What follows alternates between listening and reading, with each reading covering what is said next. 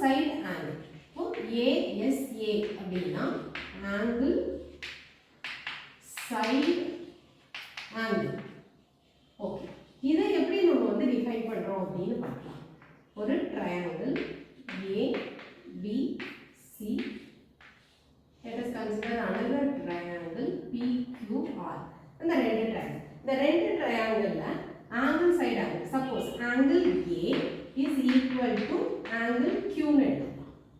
Angle A வும் angle Q வும் equal and angle B யும் angle P யும் equal. Angle A is equal to angle Q, angle B equal to angle P அப்படின்னு நான் define பண்றேன். அப்போ ரெண்டு angle side angle. அப்போ இந்த angle எடுத்து இந்த ரெண்டு angle எடுத்தோம்னா இந்த ரெண்டு angle-க்கு நடுவுல தான் அந்த சைடு கண்டிப்பா வரும். சோ அப்போ angle side angle. அப்போ நம்ம டயகிராம்ல பாக்கும்போது இந்த சைடும் தான் நமக்கு ஈக்குவலா இருக்கணும். இருந்தா மட்டும் தான் angle side angle congruency-யை நம்ம அப்ளை பண்ண முடியும். இப்போ angle side angle-ல வந்து angle A equal to angle Q, angle B equal to angle P and side BA is equal to QP.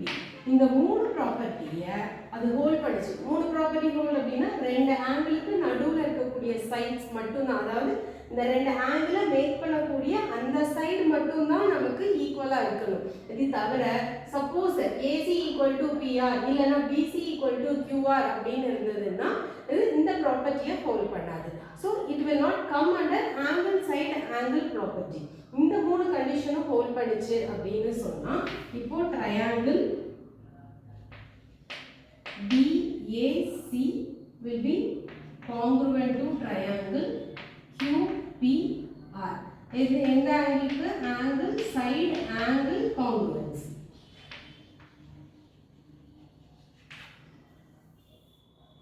Next நம்ம பார்க்க போறது வந்து angle side.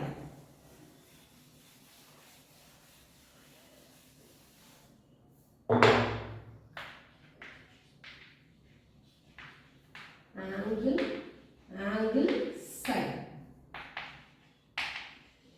Okay.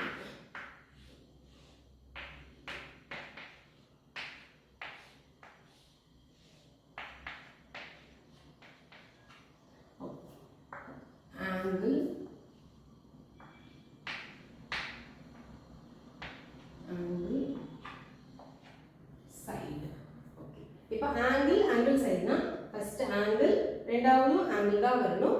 அதுக்கு அடுத்து தான் நமக்கு சைடு வரணும். இந்த சைடு நம்ம எடுக்க முடியாது. இந்த சைடு எடுத்தோம்னா நம்ம முதல்ல பார்த்த ப்ராப்பர்ட்டி angle side angle. இது என்ன ஆர்டர்ல இருக்கோ அதே ஆர்டர்ல தான் நம்ம ட்ரையாங்கிள்ல வந்து பார்க்கணும். angle side. அதே மாதிரி இங்கேயும் angle side. இப்போ இதோட கான்க்ருவன்சி ப்ராப்பர்ட்டி எப்படி எழுதலாம்? angle A is equal to angle P. Angle C is equal to angle R. And the side BC is equal to QR. இப்போ angle side இந்த ப்ராப்பர்ட்டியை ஹோல்ட் பண்ணுச்சுன்னா therefore triangle ACB is congruent to triangle PRQ under the congruency angle side.